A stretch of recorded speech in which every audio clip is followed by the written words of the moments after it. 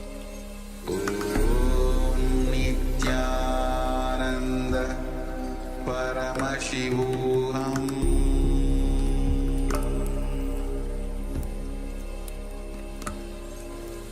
Om Nithyananda Paramashivoham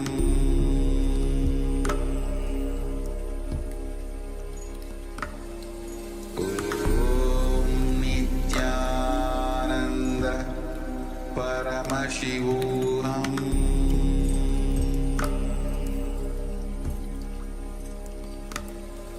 Om Nithyananda Paramashivoham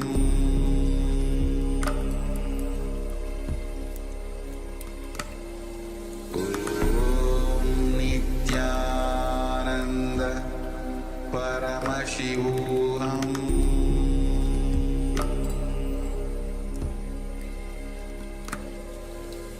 Om Nithyananda Paramashivoham Om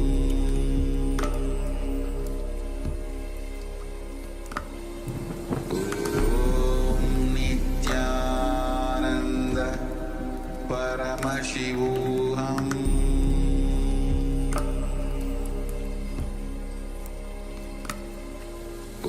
Om Nithyananda Paramashivoham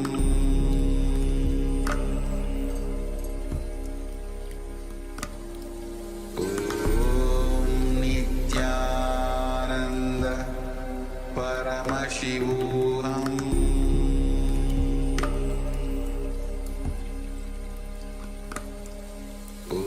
Om Nithyananda Paramashivoham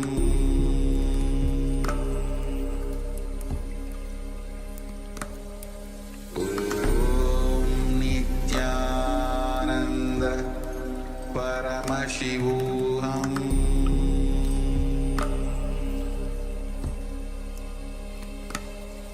Om Nithyananda Paramashivoham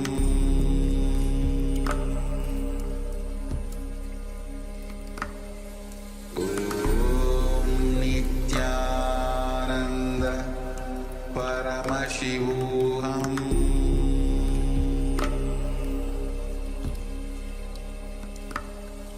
Om Nithyananda Paramashivoham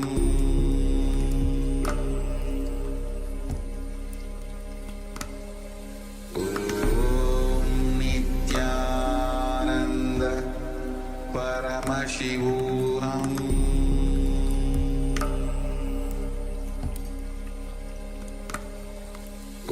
Om Nithyananda Paramashivoham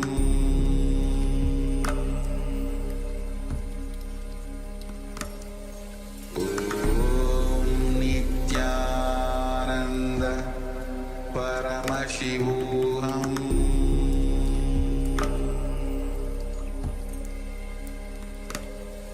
Om Nithyananda Paramashivoham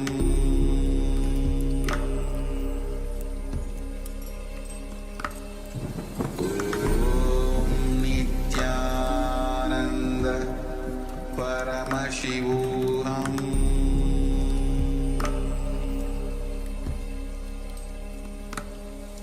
Om Nithyananda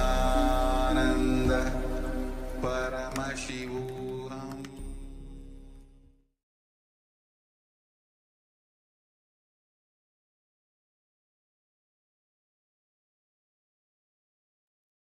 Yes, you can settle down. Welcome to the new Chinese translator. Let us all share our experiences, whatever was revealed to you during the Vak Shakti scanning. Ma Alexander is already sharing. Thank you so much for sharing your insights. Yes, the priority to know who I am. That is exactly the very essence of Paramashivoham, right? The word itself is giving it away, but it's only the declaration. We want to manifest the experience that we are Paramashivoham, the experience that we are expressing not only through this body, but through all the relationships that we have, even through the objects around us. Paramashiva is Jiva, Jagat, and Ishvara, all three. So it is the individual which is experiencing, the world that is being experienced, and the ultimate consciousness. Yes. So if there's anyone else who would like to share whatever they have experienced during this power manifestation, or the insights of completion that they manifested, any declarations you want to make from here on, how you're going to move, how you're going to hold yourself, especially towards others. You can also post the declarations in the chat. Whenever you make a conscious declaration, a satya sankalpa, you create the space for it to manifest. You let it enter into your depth. Yes.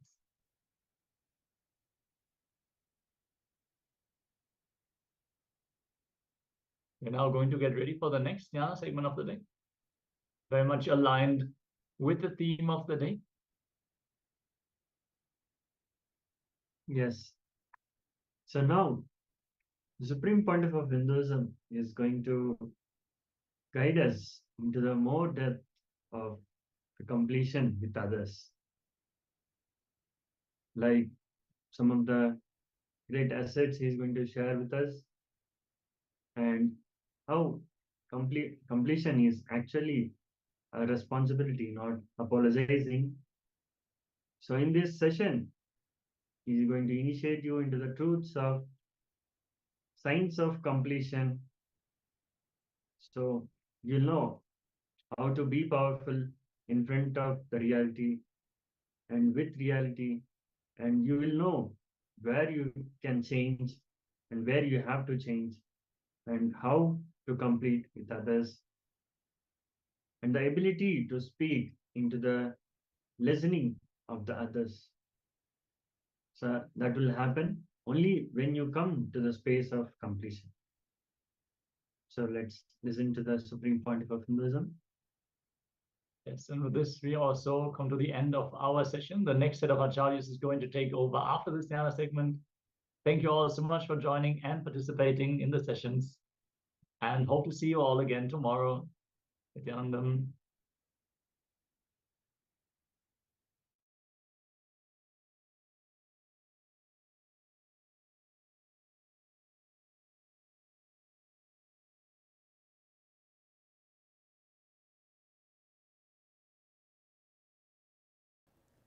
Please understand,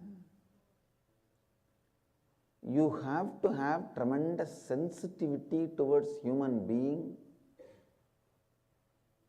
unless you are a great master.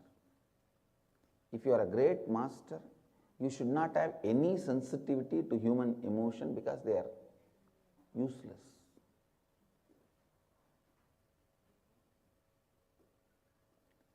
But if you are an ordinary human being working in the plane of ordinary human being, you should understand people are bunch of patterns. People are bunch of patterns. Their money, their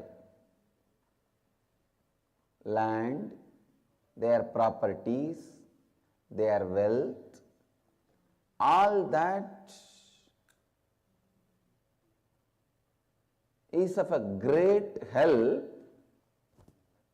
Please listen, all that is of a great help in their life.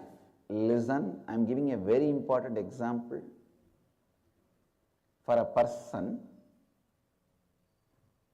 his money, his land, his car, his relationships, all that is of a great help for him. Because he thinks all of them are great help for him, he starts thinking slowly, all of them are part of him, and develops many patterns related to them, and lives as a bunch of patterns. Please understand, when you make 10 crore or 100 crore, you plan, your Vamsha, all of you will live with that money. But by the time you make that money, you start thinking that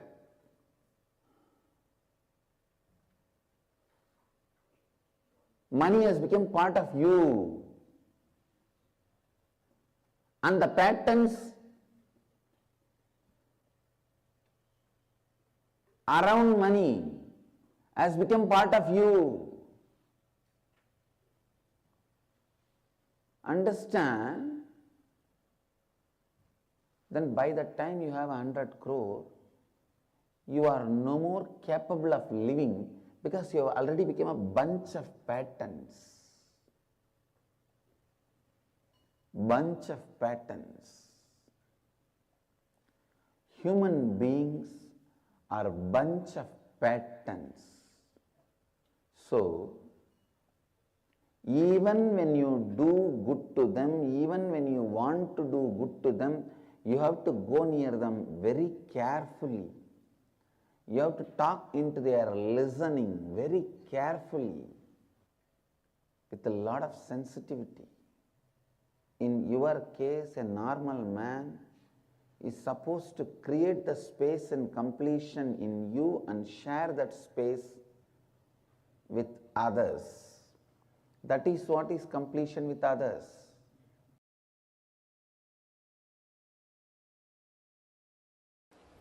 There is a very beautiful story in the Indian mythology.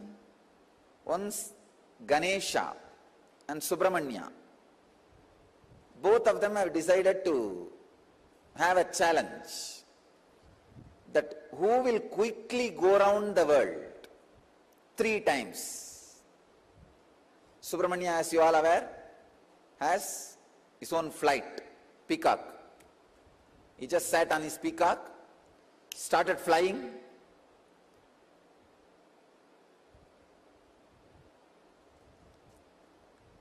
crossing the continents, crossing the oceans, hills, once, twice, thrice. He completed and came back. He saw this Ganesha, heavy guy.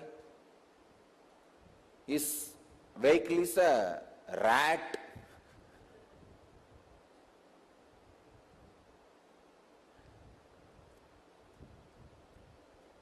But this fellow claims he won the game by going around Shiva and Parvati 3 times. He says, I won the game. I went around Shiva and Parvati 3 times. With this rat, what else can be done? Yanayai eliyiluttu kondu pogum adisayam. Tamil I described, the rat is dragging the elephant. What will happen? That much is the capacity. But finally, Ganesha declares, I won the game. I went around the Shiva and Parvati 3 times. Subramanya asks, how can that be? Very beautifully Ganesha says, you went round your world, I went round my world. Understand, you went around your world, I went around my world.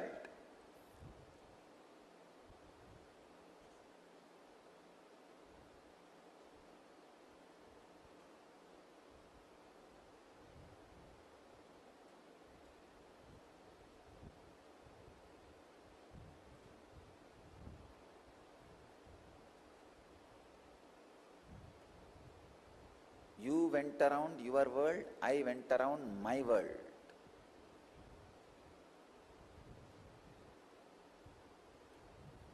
You need to catch this truth. The world, my world. This is the sacred secret.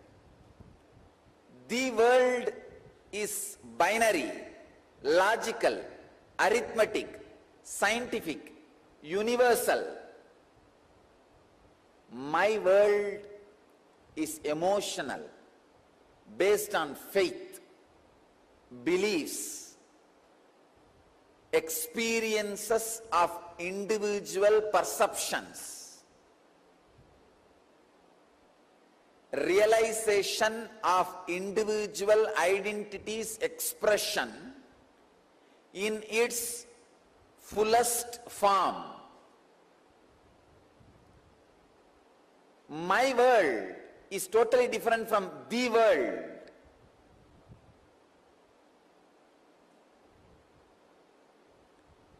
When my world is completely in tune with the world, you are a Jivan Mukta. When there is no conflict between my world and the world, please understand, people who are always going around the world are caught in agitation, anger, stress, rajas. People who are completely caught in my world sometimes can miss the world. Here, Ganesha is successful not just because he was centered on my world, he was centered on my world which was in tune with the world. He was completely experiencing my world, the Ganesha's my world and the world is one and the same.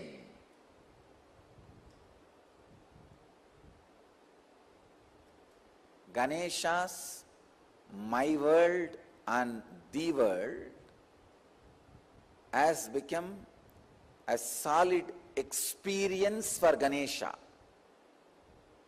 Understand? Ganesha's my world and the world has become a solid experience for Ganesha. I'll give you a clear picture. How ordinarily people are caught between my world and the world and start preferring between these two, someone. When you start preferring the world, your whole life ends in depression. You are drained in my world. When you start preferring my world, sometime you can lose your balance and get into some fantasies and whims and fancies. My world should expand and grow and completely should be in tune with the world. Ganesha.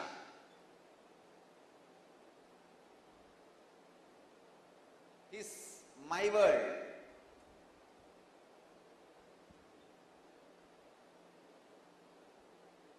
And the world.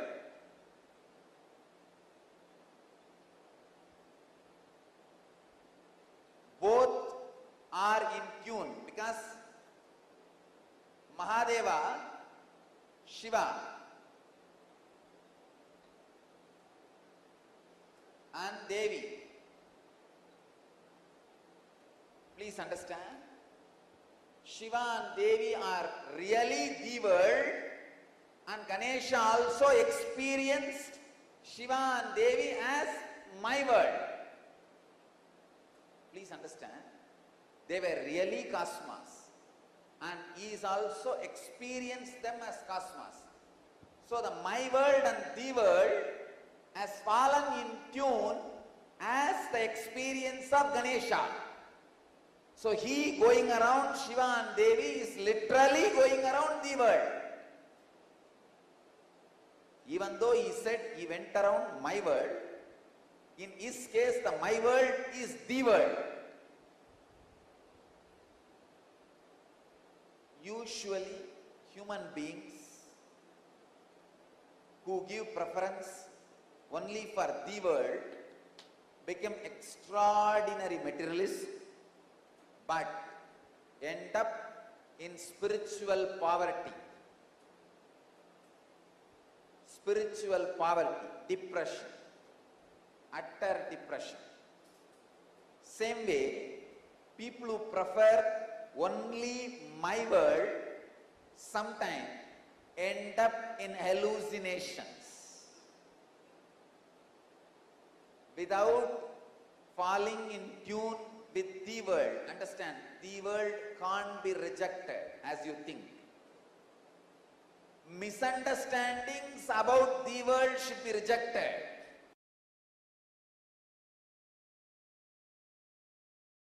Listen, completion with yourself is more like a spiritual practice. It is with completion with others the life itself starts. Listen, it is from the completion with others, I can say, this was the greatest contribution of Vivekananda. Swami Vivekananda's greatest contribution to Hinduism. He brought this idea of completion with others to the front.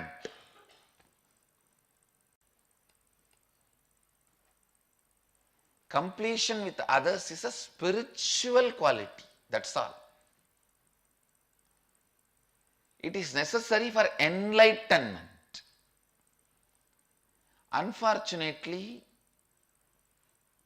we always got the idea if you have incompletion with others, run away to the higher planes where less people are there. No, that is not a solution. That is not a solution.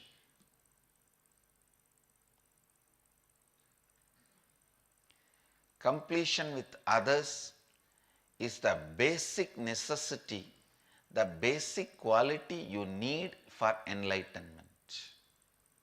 Understand? People sometimes ask me, how do I know whether I am suppressing or completing? If you are able to be in the space of completion with others, you are completing inside you with you also. If you are not able to be in the space of completion with others, then inside you are not completing with yourself, you are only suppressing.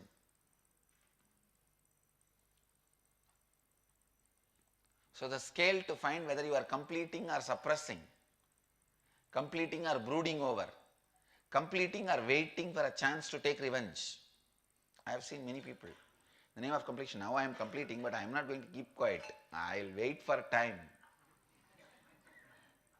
When my time comes, I will tell you what to do. I will do what needs to be done. Completion with others is a spiritual practice. Completion with yourself is like Mahadeva. Completion with others is like Devi. Devi is required for the life to happen. That is why in all our temples, I have put Devi along with Mahadeva. I have not put Devi as a separate deity.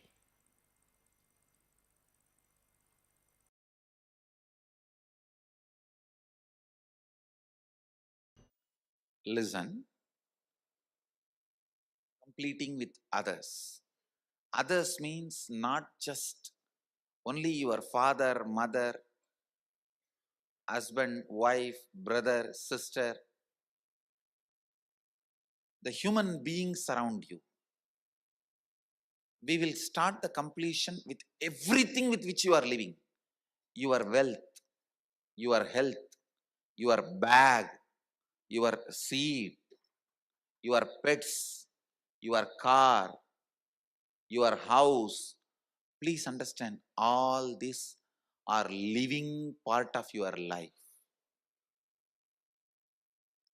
They may be dead objects, but they are living part of your life. See, a house may be a dead object, but it is a living part of your life. How many of you understand what I am saying? It's a very important component of your life.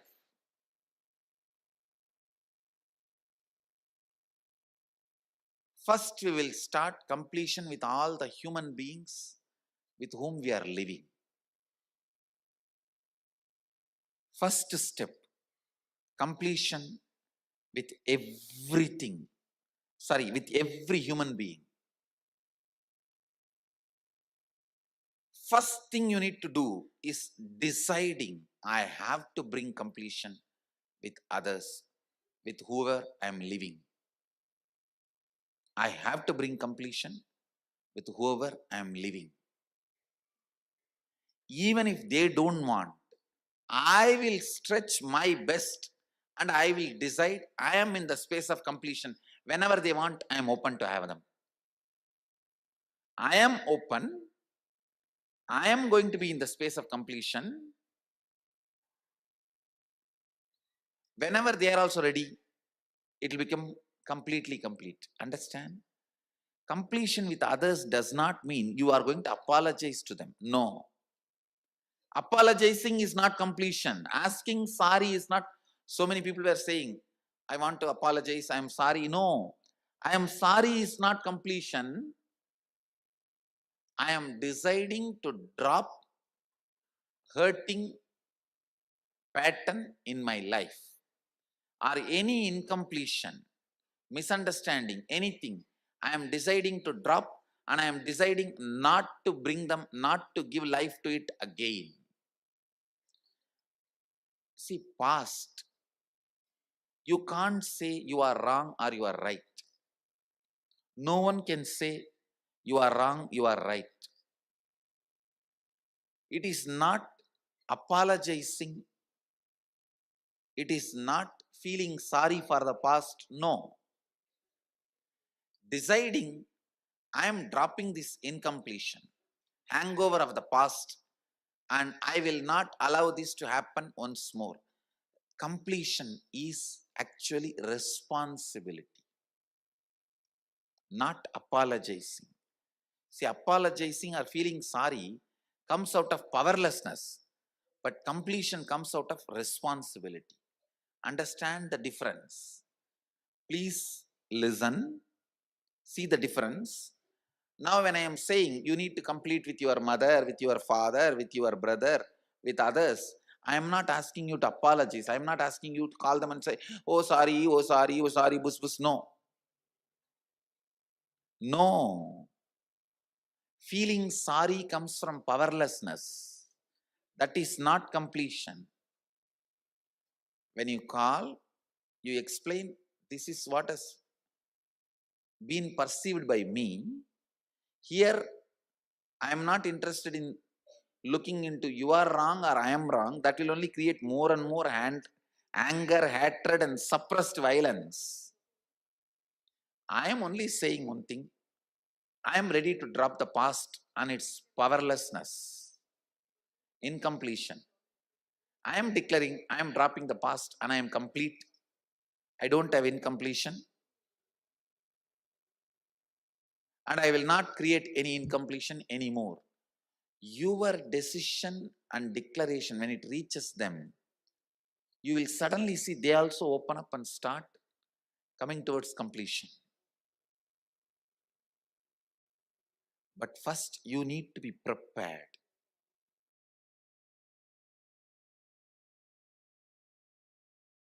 Completion is nothing but coming to terms with the reality. Unfortunately, you cannot and you do not want to face the reality as it is. Kala Bhairava as it is.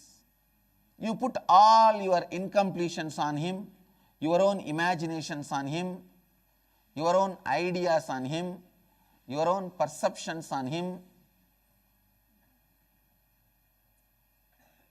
Anything between you and the reality is incompletion. and coping up to face the reality is completion.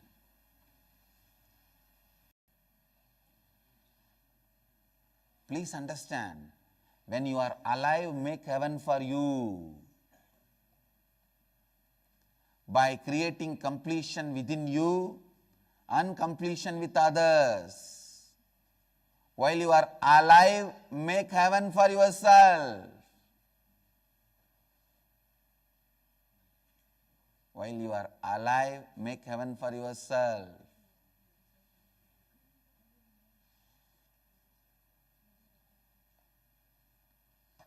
Don't make hell for you.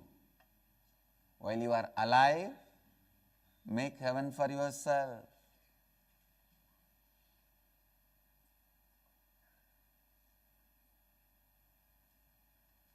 If you are in the hell now, if you die now, don't think you will move to heaven or somewhere else. No. To terms with reality. Today meditate on this. Coming to terms with reality is completion. I am not saying you should not change reality. I am not saying you should accept reality. I am only saying reality should not make you powerless. That's all. Be powerful in front of reality, with reality, and you will know where you can change, where you have to change. Where you can change and where you have to change. Just decide, no powerlessness. Let's be friends. That's all you need to do with the reality. No powerlessness, let's be friends. I'll be powerful, you will be powerful, let both of us be powerful. Coming to terms with reality is completion.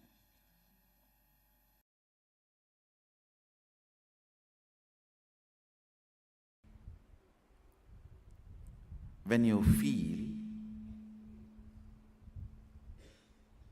the idea of life is enemy is completed, you are in love, same statement from the other side.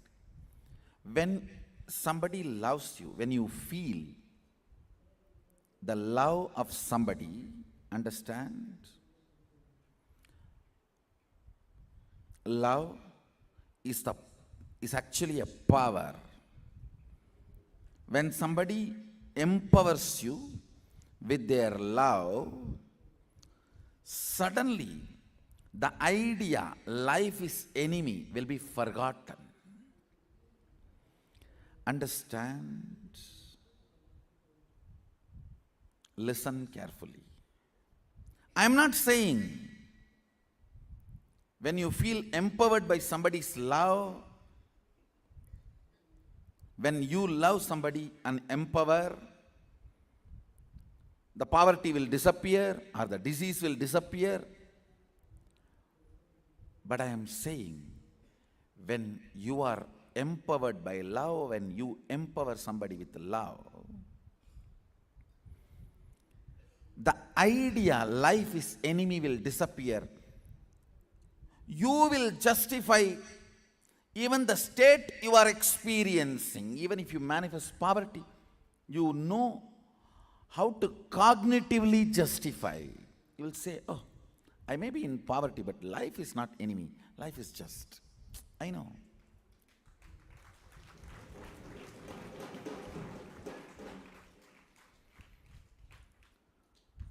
Understand? When a human being empowers you with love, you experience certain completion. That completion is so powerful, you are ready to give up anything for that. This is the psychology of love marriage, not science. Understand? Psychology of love marriage. If you understand this and empower each of you, then it is science. As long as you don't understand it is psychology of love marriage, if both of you understand, hey, when I empower you, you forget life is enemy and you are complete, you are rejuvenated, fueled, inspired to run the life. When you empower me, I feel that. When both of you understand this and decide to empower, it is called science. When both of you understand and decide to blackmail each other with this, that is called marriage.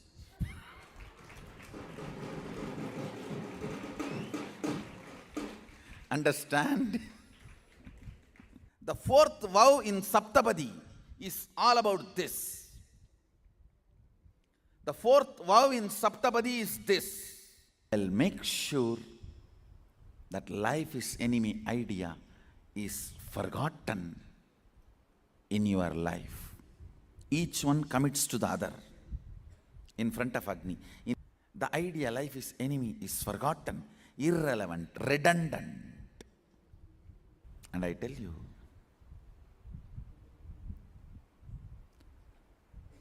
when a cosmic being loves you and empowers you, you just start manifesting powers.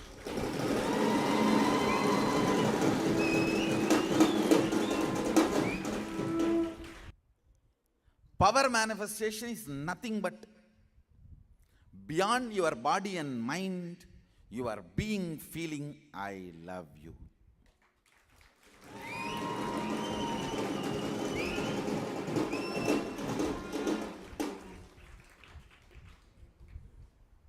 Understand? I have seen most cleanest Ganga ghats only in Calcutta. I don't want to say Calcutta is a clean city. I am not saying that. Most cleanest Ganga ghats are only Calcutta Ganga ghats, because ocean comes in, cleans and goes. That low tide and high tide.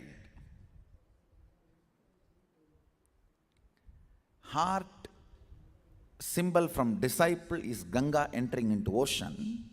Heart symbol from Guru is ocean entering into Ganga.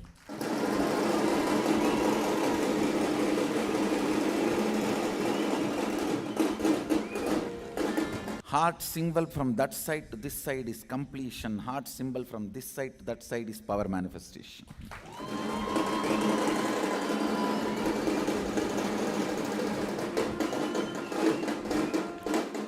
Most cleanest gods, not when Ganga flows, but when ocean flows.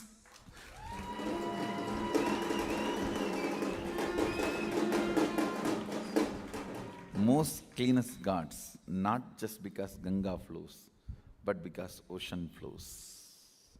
I tell you, the fourth vow in Saptapadi, Chatvari Mayoba Bhavaya Vishnustvan Vetu Bhavaya, I think not Bhavaya, Bhavaya. You should decide to practice, means manifest this 7 vows, then get married in front of the fire, Agni. Understand? If an ordinary human being initiates you and supports you with whatever he or she has, that's called love. A higher being supports you and initiates you with whatever he has or she has is called initiation.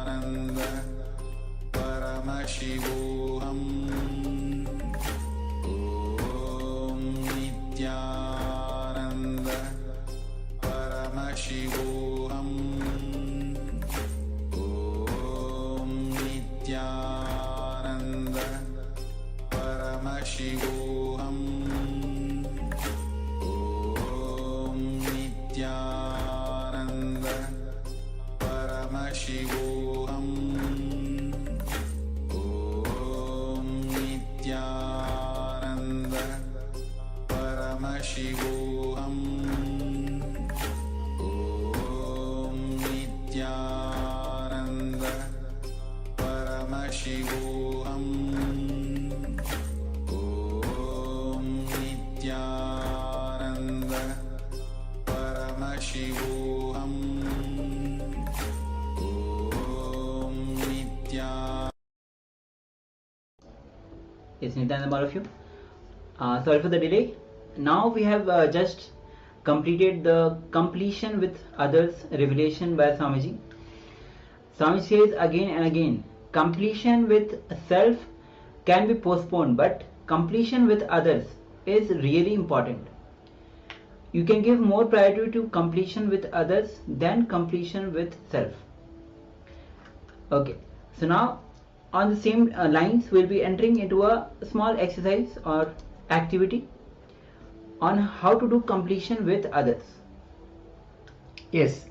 So what we will do now is we will be identifying all the incompletions that we carry. Let's say in the recent past, we've had maybe fear or frustration or irritation or guilt.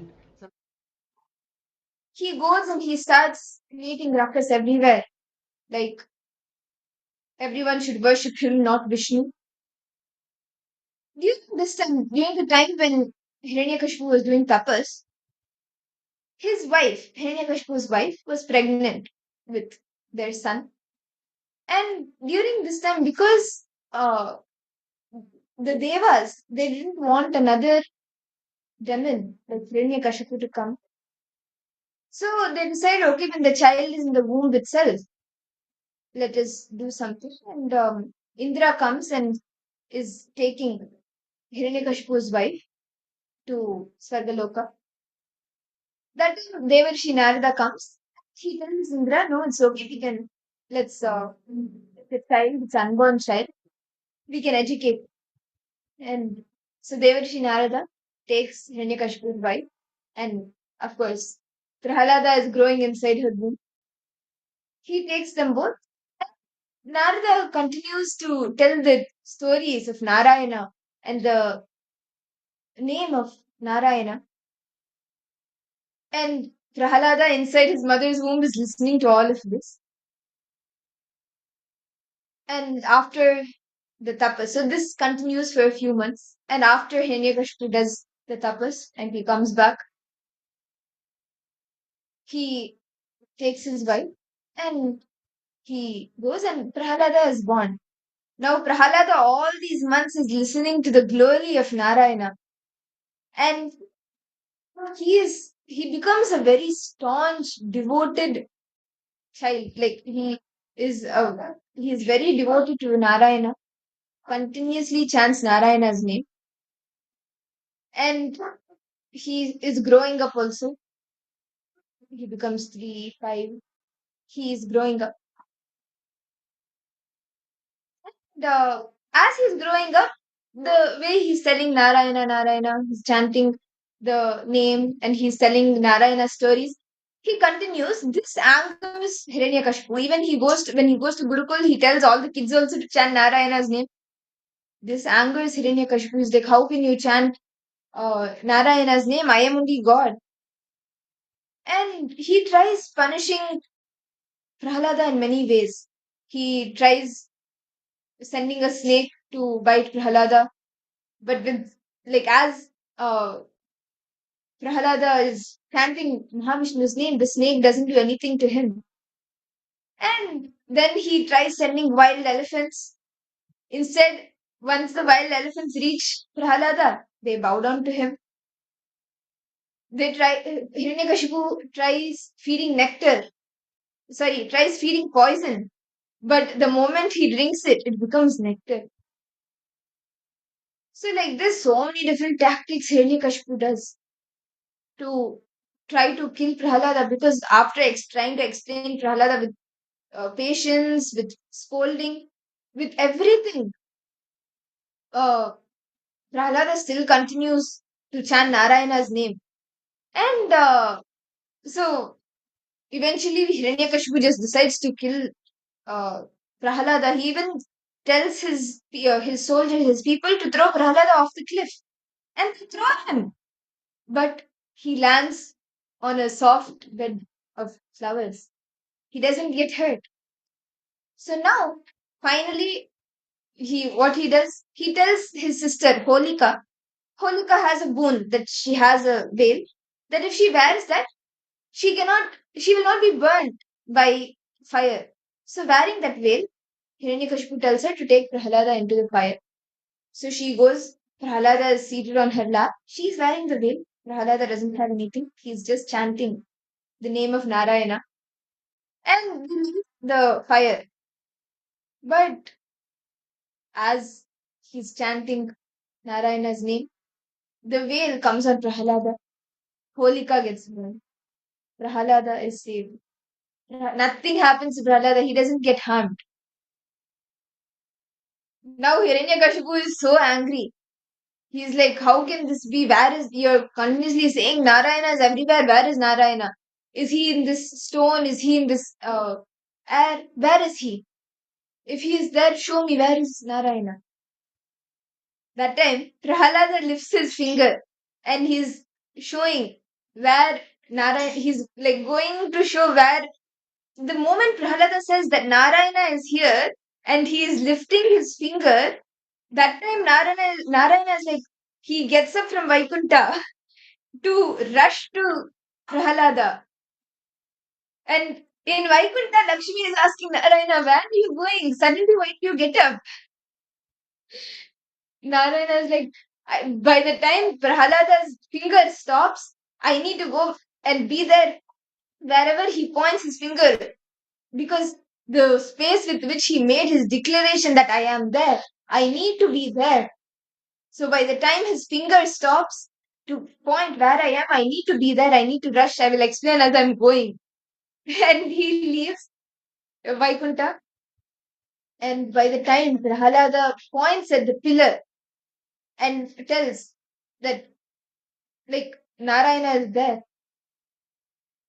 Narayana manifests there, and Hiranyakashipu, he comes, he breaks the pillar, and from that pillar, Narasimha, Mahavishnu, Bhagavan Vishnu manifests. And after this, the entire, like, Narasimha manifests in the form of a half man, half animal. So it does not contradict the boon that Lord Brahma blessed Hiranyakashipu with.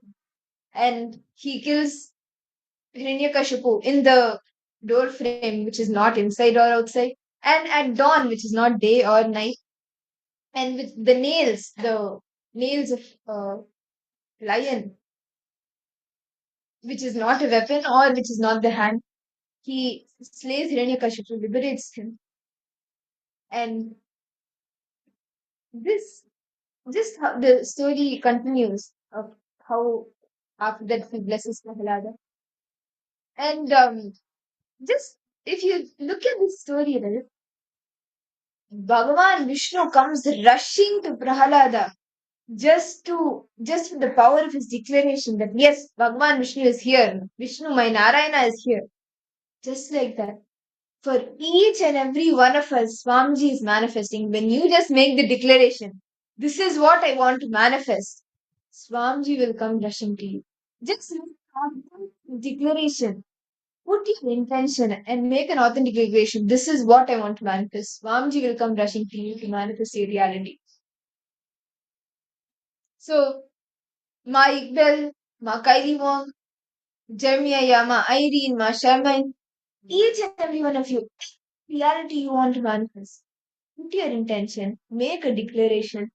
Swamiji will take care of the rest. He will come rushing to attend to you to manifest that reality for you. And understand, on the auspicious day, understand, we are just like less than 24 hours to like the exact time when Swamiji appeared, Swamiji advent on the planet Earth. And so for those who are participants, if you want to share your love and gratitude to Swamiji for him manifesting, for Swamiji manifesting in your life, and if you want to say, Swamiji, thank you so much for manifesting whatever in my life, you can go ahead and offer the various different sevas which is being offered. Like we having the Pratiksha Pada Puja. Understand? The I would say offering the Pratyaksha Parapuja on this auspicious day will, like, it's just too amazing. Like, exactly the time when Swamiji is born. When Swamiji appeared on planet Earth, understand Swamiji says, he happened on planet Earth out of his love and compassion for each and every one of us. So for those participants who are interested in offering the Pratyaksha Parapuja and want to offer various different sevas on to Swamiji, please head to events.kailasa.org/payment, and please head to this link which has been projected for all the participants, and you can choose which sevas you want to offer to Swamiji on the auspicious Avatar Dinotsava. It's just like less than 12 hours, I would say. Less than 24 hours. The time is ticking actually for that auspicious moment to come, where, understand, not just this alone, astrologically, cosmologically, this, the advent of Swamiji is also, when understand, Swamiji said, when Swamiji was, as Swamiji said, right, when he appeared on planet Earth, Swamiji said how he actually appeared. It was on the year 1978, and Swamiji came to planet Earth as a meteor. As a meteor, he came to planet. When he's come from space, there was a light in southern India, what is known now in southern India. There was light over there. And Swamiji entered into light. And Swamiji knew when Swamiji entered it, like he knew he entered Arunachala. The first I in Swamiji.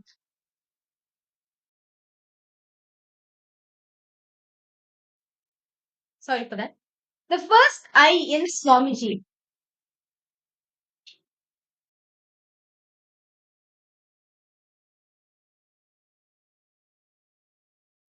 Sorry for the technical glitch.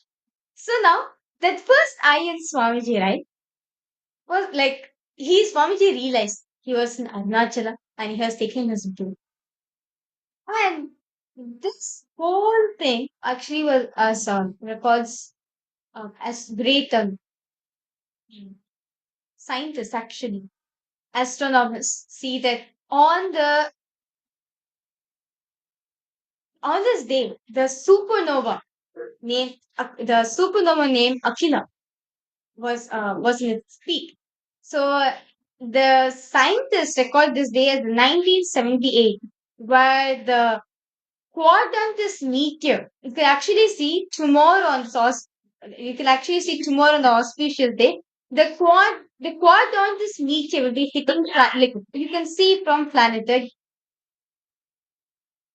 and like so many auspicious things is going to be happening tomorrow. So those are the participants and all the viewers, if you're interested in offering any of the sevas, we have the Pratyaksha Parapuja, where you can offer the, like, offering your gratitude to Swamiji. So if you are interested in offering the Pratyaksha Parapuja, please head to events.kailasa.org/payments. The link is being projected for all the participants below. I request all of you to please head to this link, and you will be guided on which of the sevas you want to offer to Swamiji on this auspicious day of the 48th Avatar Dinotsava, the 48th anniversary of Swamiji's Advent. My God. Swamiji say one thing, that when Swamiji was in his teenagers, right? Understand, when Swamiji happened to planet Earth from his consciousness. Understand, it was a conscious birth when Swamiji happened to planet Earth. Swamiji says when he was in his teens, when he was in his teenager, he built a place for Kailasa, for Hindus. When Swamiji was in his 20s, he built a street to Hinduism. When Swamiji was in his 30s, Swamiji built a place for Hinduism. Now, when Swamiji in his 40s, Swamiji built a country, a nation for Hinduism, that is Kailasa. Understand? The only Hindu nation survived, being revived once again, is Kailasa. and understand, as Swamiji says, all the best sciences of Hinduism, in every field, whether in the field of astrology, astronomy, Ayurveda, or in any biology, chemistry, physics, botany, agriculture, economy, in any field you take, the best juice of Hinduism you can experience in Kailasa.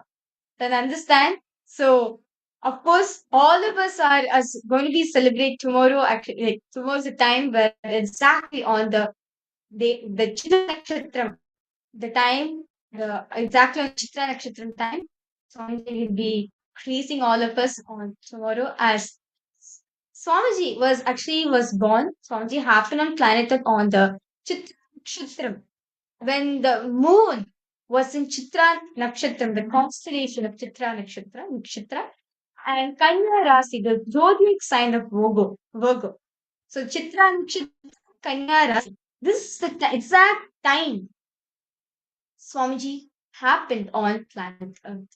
So those are the participants. This is a rare happening, and this. If you want to experience, if you want to offer your gratitude to Swamiji for what you need, for whatever Swamiji has done in your life, we have so many different sevas, rituals which you can offer. First is the Pratiksha Parapuja, offering to Swamiji's divine lotus feet. Understand? One thing I would say, like, the greatest thing, if you want to be freed, understand Swamiji says, Guru Gita, actually the Guru Gita, Paramashiva very beautifully says, if you want to be relieved the ocean of samsara, meaning if you want to relieve yourself from all the mysteries and everything, just by doing the Pada Puja, doing the puja to hold for the divine lotus feet of the Master, of Guru. Understand? Just by drinking the water, sorry for that, just by drinking water which is used to wash the divine lotus feet of the Guru and sprinkling that in your head. It is equivalent to you taking bath in 7 holy rivers. And when you're offering your gratitude at Swamiji's feet, understand, when you're worshipping the feet of the Master, it is considered you are worshipping the Master itself. When you're worshipping the Guru Paduka, the Guru Pada of Swamiji of Guru, it is even you're worshipping Guru itself. So understand, if you want to experience that blessings, the gratitude, if you want to offer your heartfelt gratitude to Swamiji, I request all the participants and all the viewers who's joining us from various different social media platforms, please head to events.kailasa.org/payments and you can choose which of the savers you want to offer to Swamiji out of your gratitude. Understand, each of the savers over here. It is for how you offer your gratitude Swamiji. I see some of the participants have asked, I want to offer Pada Puja, where can I do the payment? I think it was Jeremy Maxfield. I think you were the one who asked for this. Jeremy, if you want to offer the Pratiksha Pada Puja on tomorrow, do you want to offer tomorrow? Yeah? Tomorrow is actually a most auspicious day. Tomorrow is the best day actually. Yes, you can head to events.kailasa/payment and you can you can sign up for the Pada Puja. And we have so many other sevas happening where every day during the darshan we see Swamiji coming in so many forms, right? Wearing the different alankarams, different jewels, clothes. All of you have the opportunity to even do the Rajashlingara Seva, where you can offer this Seva and offer the different, you can express your gratitude by offering the different Shringaras in this Seva, the different adornments that Swamiji does will be offered to Swamiji. In understand, Shringara. Shrinkavara in Sanskrit means actually one of the most beautiful seva. Shrinkavara means like dressing up, adoni. This is actually a very beautiful seva where you get to like offer for Swamiji's own dress of the Raja Shringara seva. And through this offering, we can express the gratitude to Swamiji, who is the remover of delusion, Maya, who bestows true enlightenment and reveals us to our higher self. And the cost for this beautiful seva is $1,501.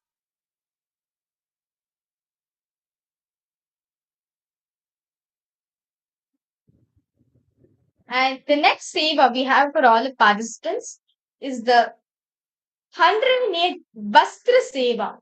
This is actually a very grand offering where you get to offer 108 royal robes to Swamiji. As understand, Swamiji is the king of the the 21 ancient kingdoms of Hinduism, not just that, who is the supreme pontiff of Hinduism.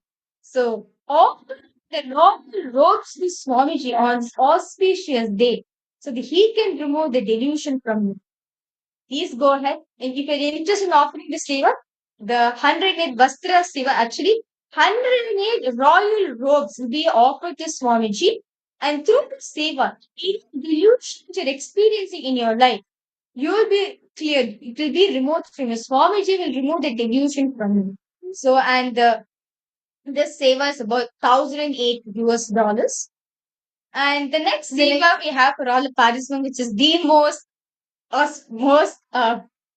to say, the best ritual according to me is the Pratyaksha Pada Puja. We're getting to offer your gratitude at Swami's divine lotus feet for worshipping the living manifestation of Paramashiva in every aspect through the Pratyaksha Pada Puja, the offering of divine lotus feet to Swamiji, to our beloved Swamiji. And the cost for this is $1,008. So the Pratiksha Pada Puja is for $1,008. And the next seva is the SPH coronation sevas. All the sevas related to the coronation of Swamiji. Swamiji, as many of us may be aware, Swamiji is the head of 21 ancient Hindu kingdoms, ancient, indigenous, traditional Hindu kingdoms. Swamiji is the pontiff, the head, the king of these enlightened ecosystems, these kingdoms, and the sevas done to Swamiji for his coronation are also being offered on this auspicious day of Jayanti, on the 40th Avatara Dinotsava. And this is $4,008. And the next seva we have for all the participants is the Vaijanti Malai Seva, where this is the offering of the victory mala. As Swamiji said, right? In those days, when the kingdom was under, when the kingdom was in war, right? At the time, the king did not wear garlands. And only when he is victorious from the war, he wears the mala, the garland as the victory mala, as Swamiji victoriously came in from all persecution, right? So this is actually very beautiful offering where you can offer the Vaijanti Mala Seva, the victory mala being offered to Swamiji, offering just any mala, but victory mala to Swamiji. Understand? This is not just any normal mala and everything. No, but this is the offering of the victory mala to Swamiji himself. So, and this seva is $1,008. And the next seva we have is the Nithyananda Namavali Archana, which is chanting the name of Swamiji. Understand? Very beautifully in the Narada Bhakti Sutras. Narada says, one of the ways you can experience devotion is constantly remembering the name by doing the Nama Japa. Constantly chanting the name of divine, you can experience the ultimate devotion with the divine. So understand, continuously. This is actually a very beautiful offering where you can offer the chanting or the names of Swamiji brings intense healing in all dimensions of life.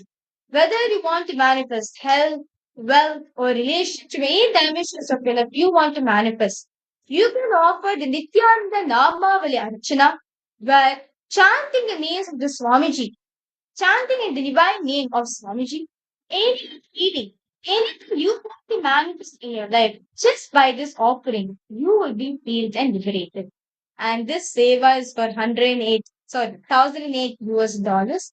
And we have actually many more sevas, actually, this is just few. We have the offering of the Tulabaram seva.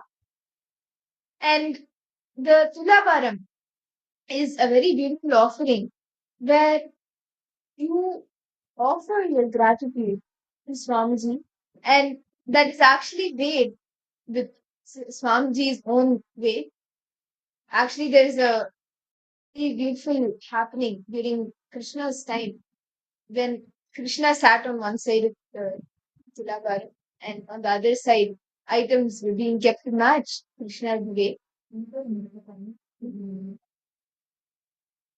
And the story goes how Satyabhama, one of Krishna's wife, she was one of the, like, her family, her background, she had the most wealth.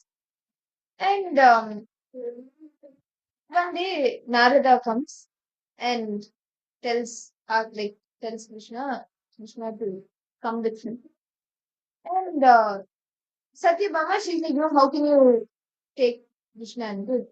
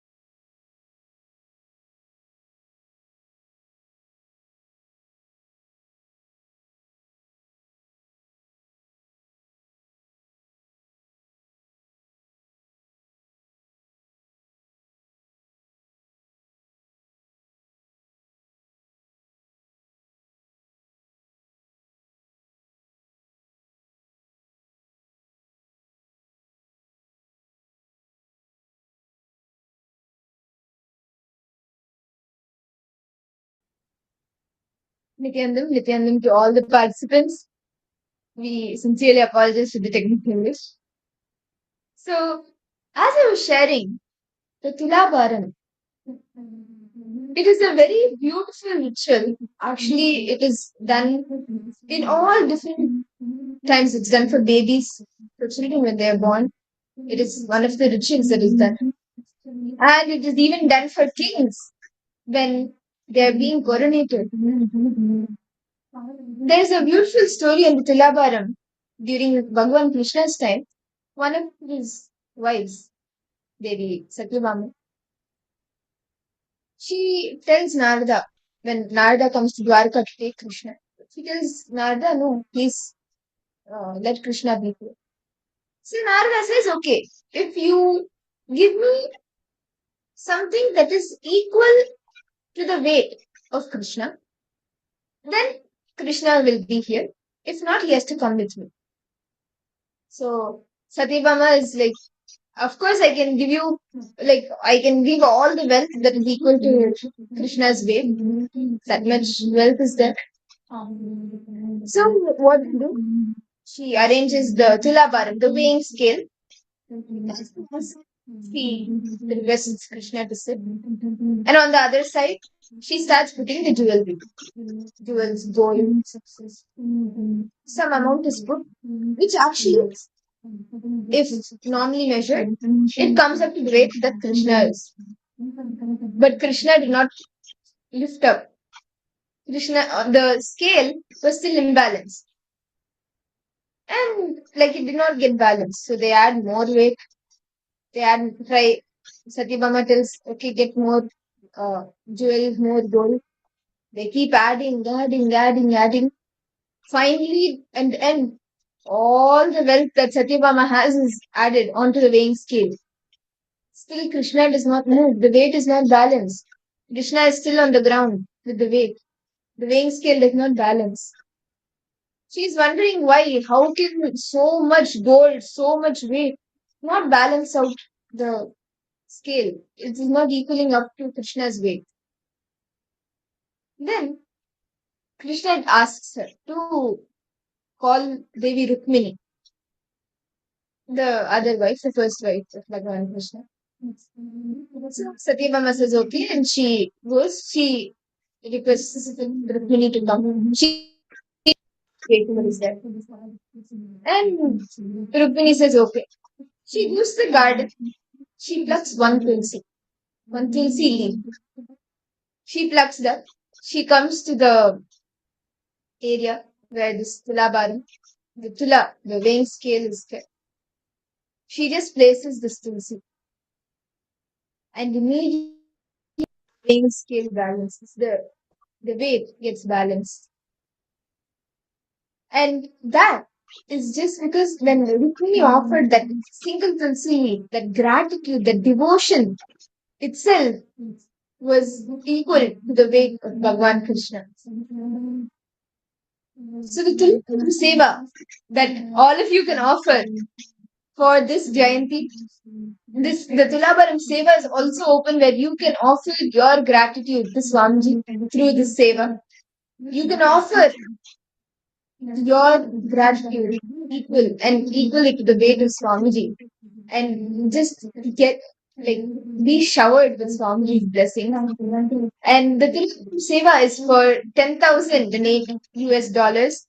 So if any of the participants, you are interested in offering this grand ritual of Tula Bharam, you can sign up in events.kailasa.org/payment and sign up for the Tula Bharam Seva.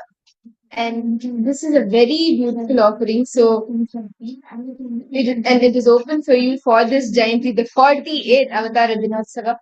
And with that, now, let us take a few minutes to immerse ourselves in gratitude, immerse ourselves in devotion through the Sankirtana. Understand, when you are able, Swamiji has showered us immensely with each and everything. Let us take a few minutes to remember that. Immerse ourselves in all the experiences that Swamiji has given and just sing Swamiji's name through the Sankirtanas. and offer our gratitude. So let us all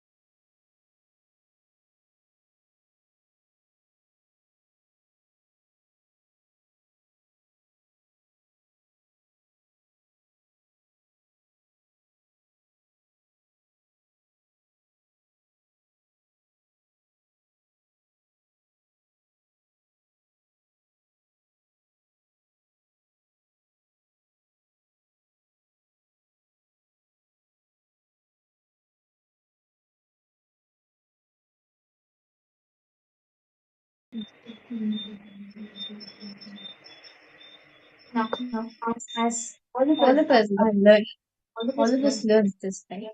As we're preparing ourselves for the darshan, let us now enter into the Sankirtana, where we immerse ourselves into the devotional sound for our Swami. Joining with Nithyananda Swami, who will be guiding us in this bhajan. Nithyananda, everyone. Let us all sit straight and let us begin by connecting with Swamiji, melting in devotion, and first chanting the Sadguru Vandanam. Nithyanandam Paramasukadam Kevalam Jnanamurtim Dvandvaतीतं गगनसदृशं तत्त्वमस्यादिलक्ष्यम् एकं नित्यं विमलमचलं सर्वदी साक्षिभूतं भावातीतं त्रिगुणरहितं Sadgurum Tam Namami.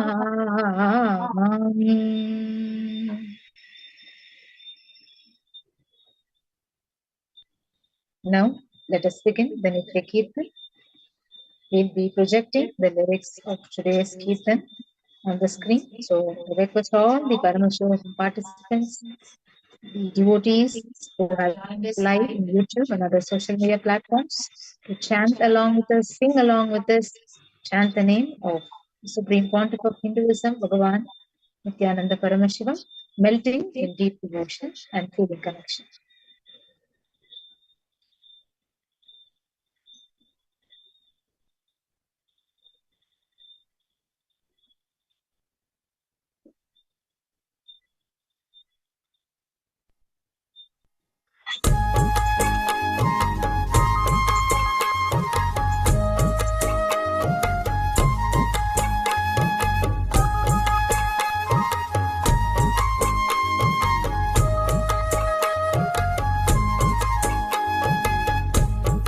Nithyananda, Nithyananda, Nithyananda, Nithyananda, Nithyananda, Nithyananda, Nithyananda, Nithyananda, Nithyananda, Nithyananda,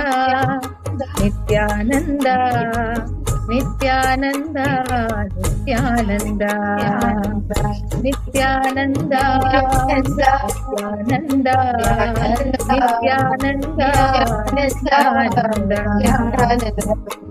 Gurunada, Bhavamayadata, Brahmananda, Nithyananda, Jai Gurunada, Bhavamayadata, Brahmananda, Nithyananda, Jai Gurunada, Bhavamayadata, Brahmananda, Nithyananda, Jai Gurunada, Bhavamayadata, Brahmananda, Nithyananda.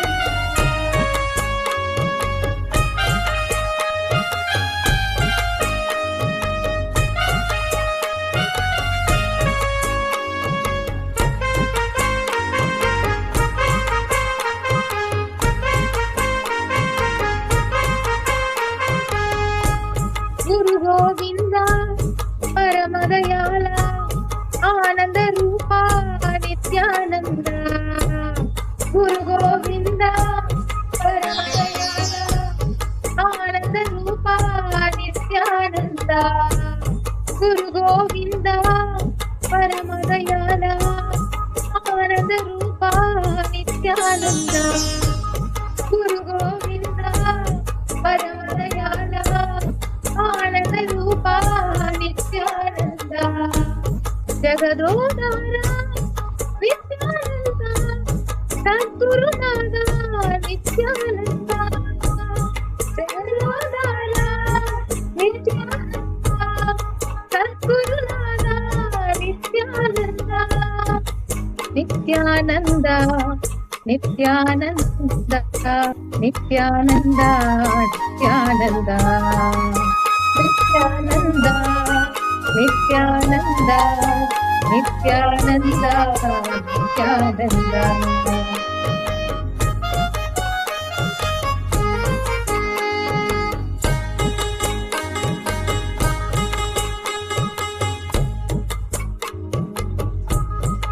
तुम हो दयामया ब्रह्म विष्णु महेश्वर आदि आनंद नित्यानंद आदि आनंद नित्यानंद तुम हो दयामया ब्रह्म विष्णु महेश्वर आदि आनंद नित्यानंद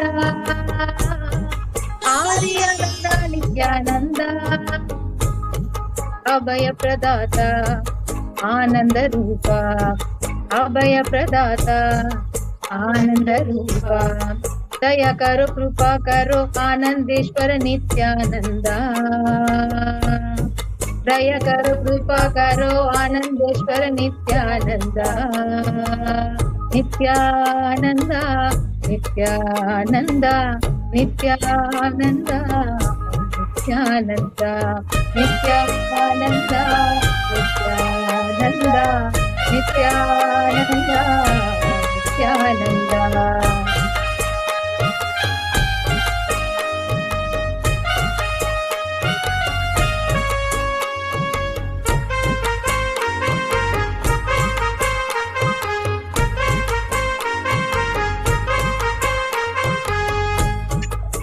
भव भय भंजन शेष शयन नारायण प्रणव स्वरूपा नित्यानंद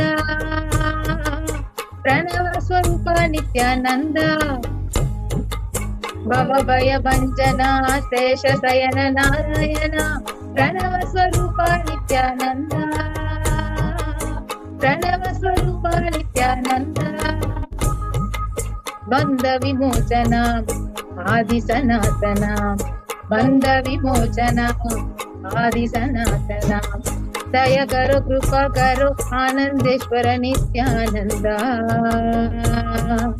दया करो कृपा करो आनंदेश्वर नित्यानंद नित्यानंद नित्यानंद नित्यानंद नित्यानंद नित्यानंद नित्यानंद नित्यानंद नित्यानंद जय गुरुनाथ भव भयदाता ब्रह्मानंद नित्यानंद जय गुरुनाथ भव भयदाता ब्रह्मानंद नित्यानंद गुरु गोविंद परम दयाल आनंद रूपा नित्यानंद गुरु गोविंद परम दयाल आनंद रूपा Nityanand जगदोदारा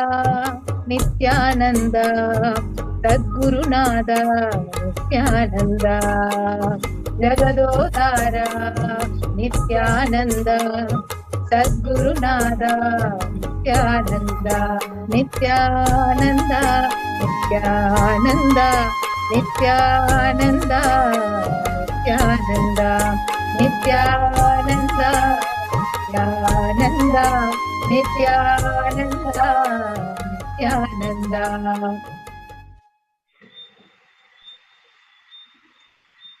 Continue to remain in the pure space of devotion, immerse in bhakti.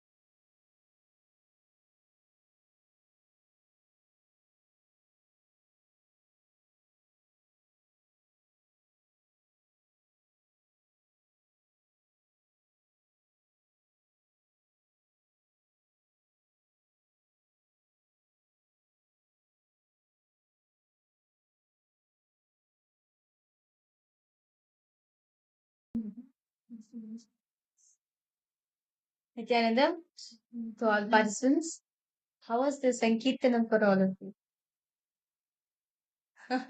Actually, the Sankirtanam is one way through which you can experience devotion, experience bhakti.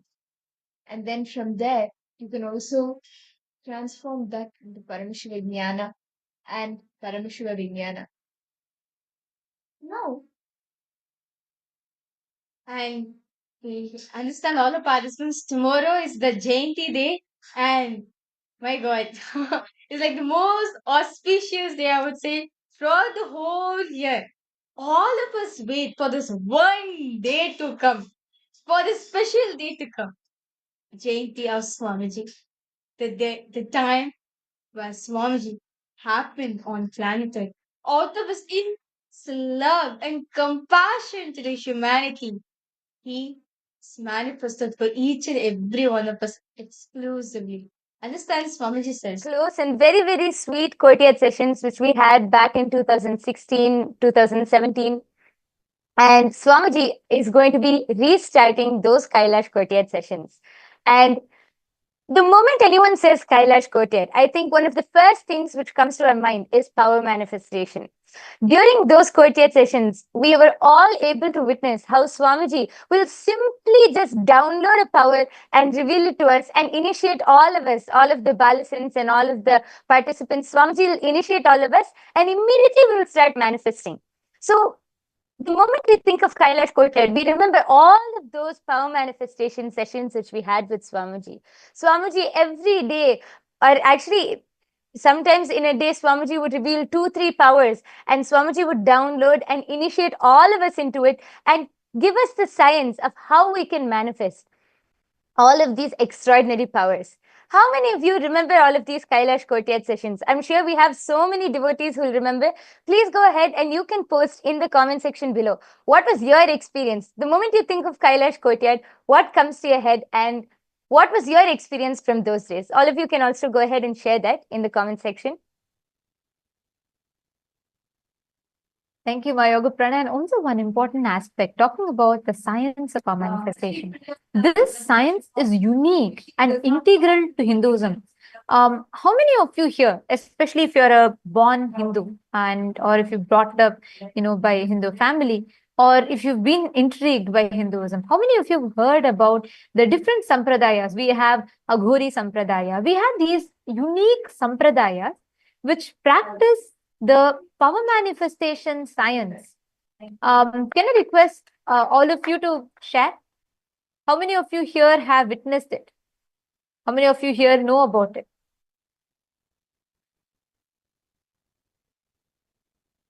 Because when we talk about the science of manifesting powers, this is very, very important for us to understand. When each one of us, like when we all have the integral ability for every one of us to be able to manifest the super consciousness in you. And out of all the civilizations on planet Earth, the only civilization that boldly introduced you to you is Sanatana Hindu civilization. It is only Hinduism that introduces you to you so boldly. Hinduism does not tell, oh, you're a son of a sinner, you're also a sinner, you need to wash away your sin. Hinduism does not tell, you have to kill anyone who is not your religion. No. The very first declaration that Hinduism starts with is Shrinvantu Vishwe Amritasya Pudaha.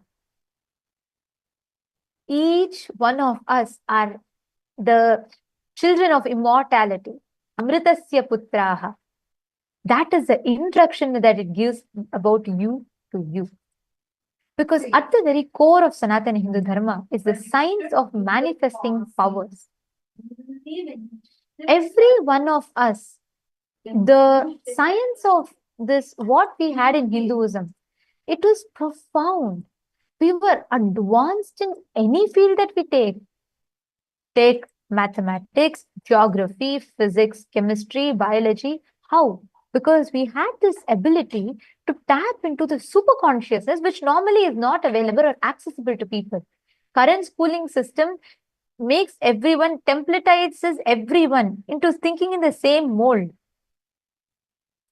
But in Hinduism, the science was so powerful and profound, unique, that every Hindu was empowered to manifest his subconscious ability, his superconscious potential. Just take an example of, we all have Srinivasa Ramanujan, who's very well known.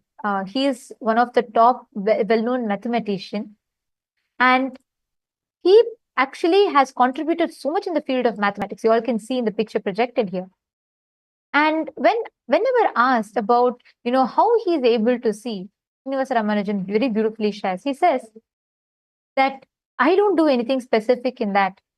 It is Mukkur Mahalakshmi. She shows me, and I just tell what she shows. He says, he always tells, by Namagiri Taya, Mukkur Mahalakshmi, he expressed the power of length. He is known, he is popularly dubbed as the man who knew infinity in the popular culture, because he is the first person. To this day, the formulas that he revealed through power manifestation is still being studied upon by top universities like Oxford. And any mathematical formula given to him, he would crack them. He was so advanced in it.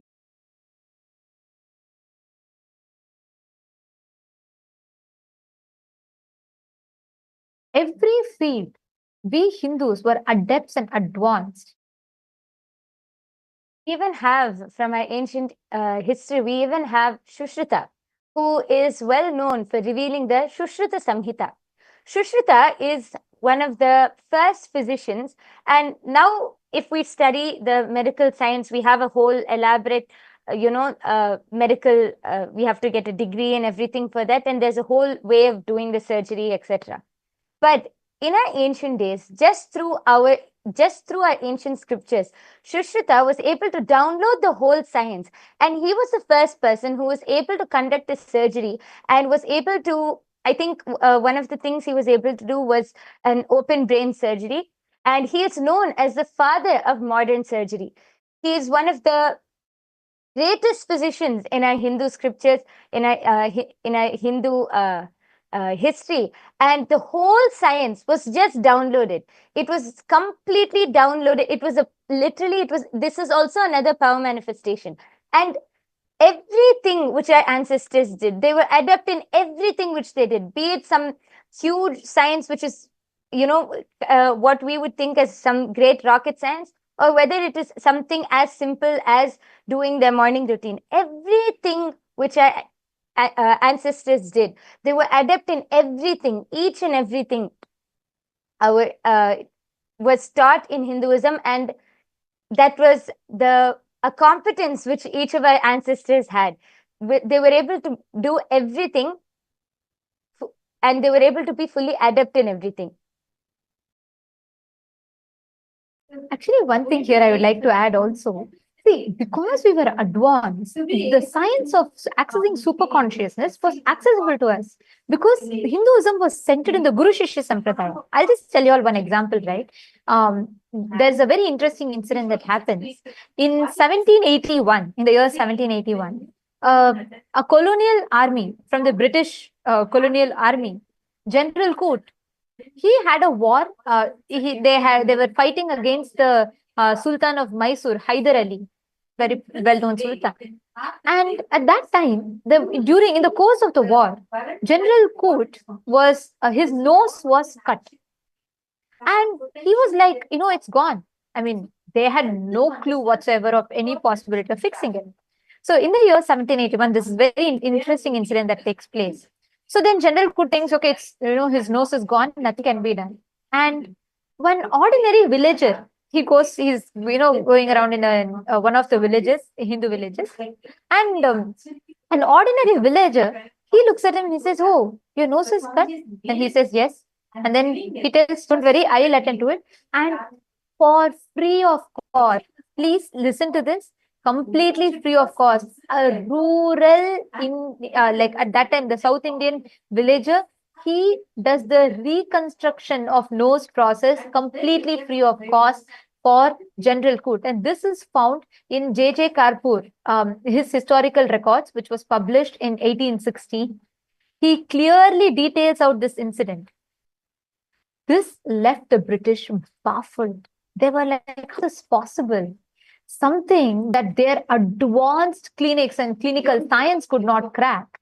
How is it possible that a normal villager, according to them, just a regular villager, was able to do? And upon asking, the villager goes on to tell him, I learned it from my guru. This was the science that was passed down. In fact, you will find out, even in the procedure of this nose reconstruction is mentioned in Ramayana, in the Aranyakanda, in 17th Sarga, 19th verse, it is mentioned. See, understand, this living this advanced sciences was common to us. Power manifestation was available in abundance to us. There were various enlightenment ecosystems, traditions, rishis, who preserved this enlightenment culture, the enlightenment civilization, the tradition. That is why when the British had to attack, they attacked all of the civilizations that supported and revived the power manifestation science. Prakash Tirumala Shetty. He is posted on YouTube. My name is Nagaraja Prakash Tirumala Shetty. Prakasham district, Andhra Pradesh. I have been in film industry for 13 years. And you have worked as an assistant director for some films. Prakash Tirumala Shetty. Nithyananda, wonderful to have you here, Aya. Thank you so much for joining us in the live stream. And surely, yes, and I do see your comment. You can reach out to us. We will send you an email ID where you can reach out to us, and we can and you can join our programs to understand more about Swamiji. And definitely, it is possible you can learn about Swamiji more, understand, and we'll get in touch with you as well. So please, can you share with us your contact details on the YouTube comment section? Wonderful to have you here. Thank you again for joining. And we have San Jose Arcata Satsang Center that's joining. Nithyanandam. Wonderful to have you here. So like I was sharing with you all earlier, this science, we were advanced and adept at all of these power manifestation sciences. This was something that was common to us, whether astrology, astronomy, and in fact, even whether the field of architecture, we were masters, adept at it.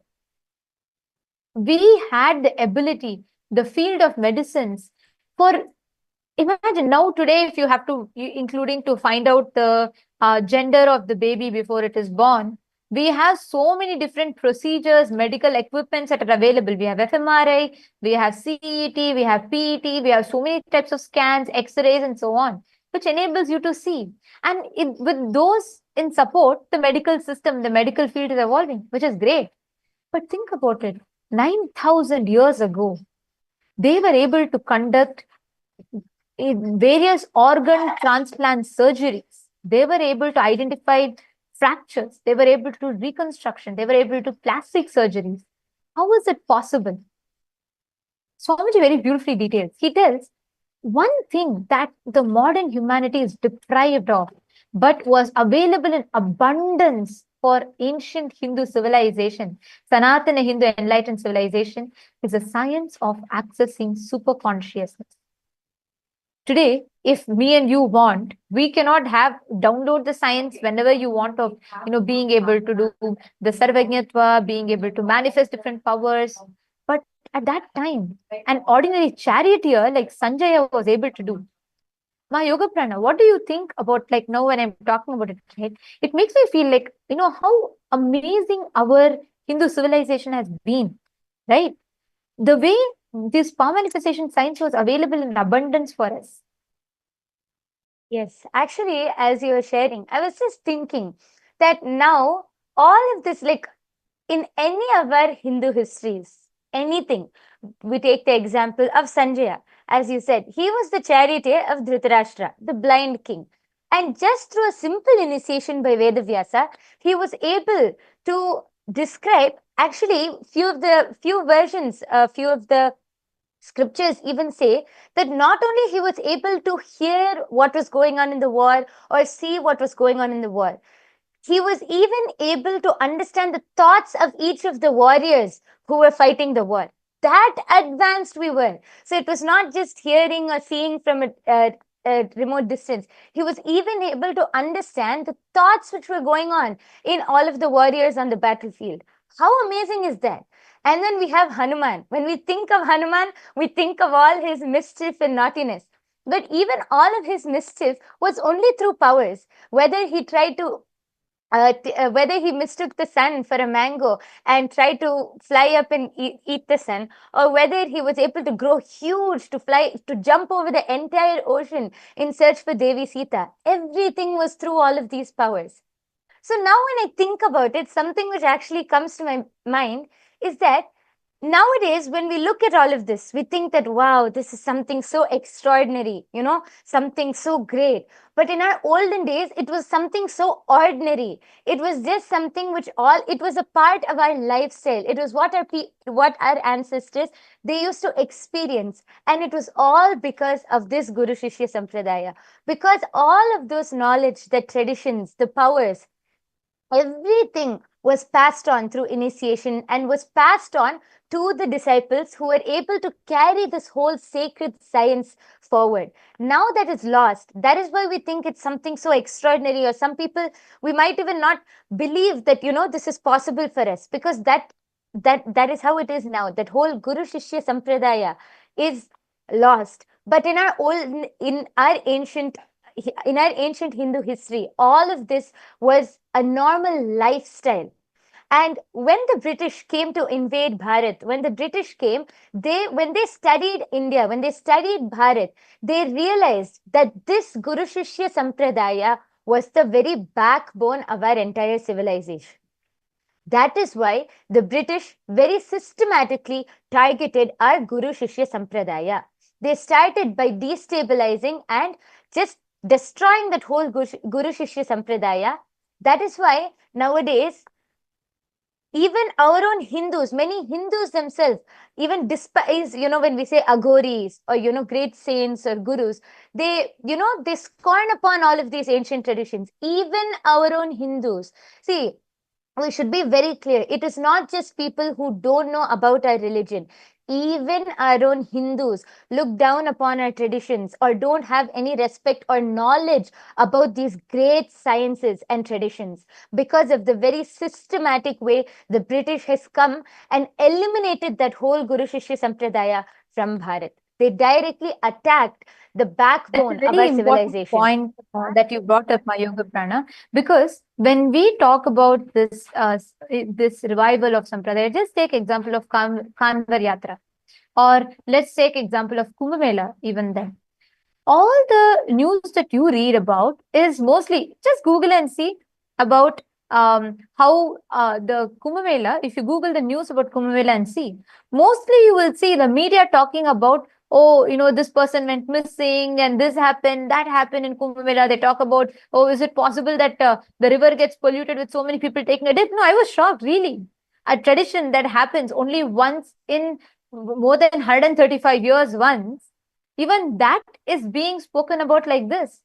That's how they distract you. And something shocking, when in the year, I think around 1857, right after, in 1857, there was a British mutiny that happened.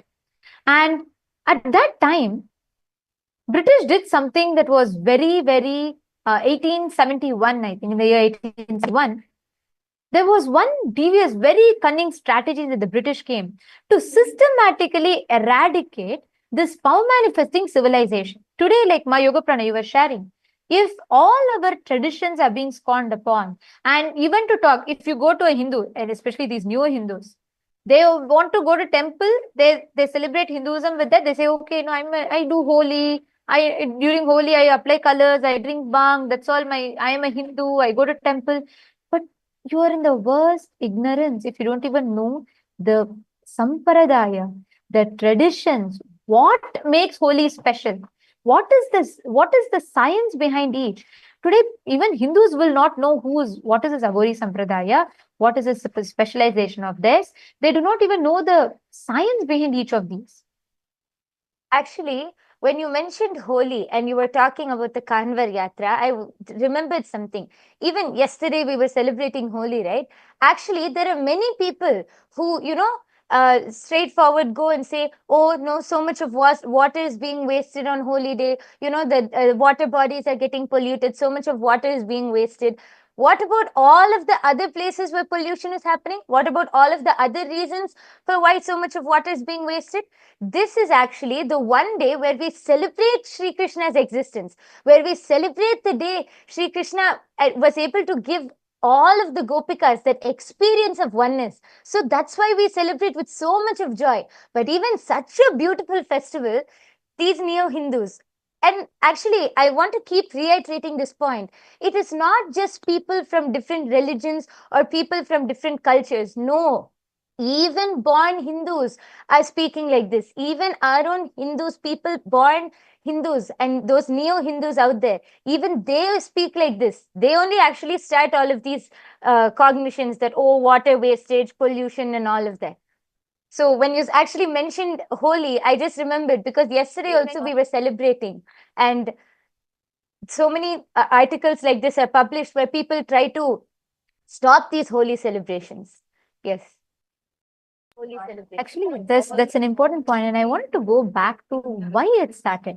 Please understand, this is once again, see, when the Mughal invasion happened, it was barbaric. But the British, when the colonization happened, it was cunning.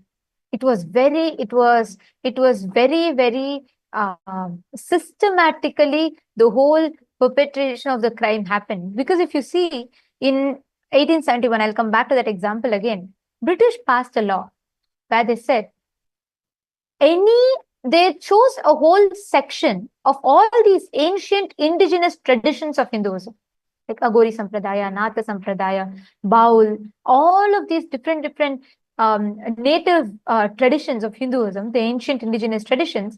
They chose all of these different Sampradayas, and the worst thing that they did,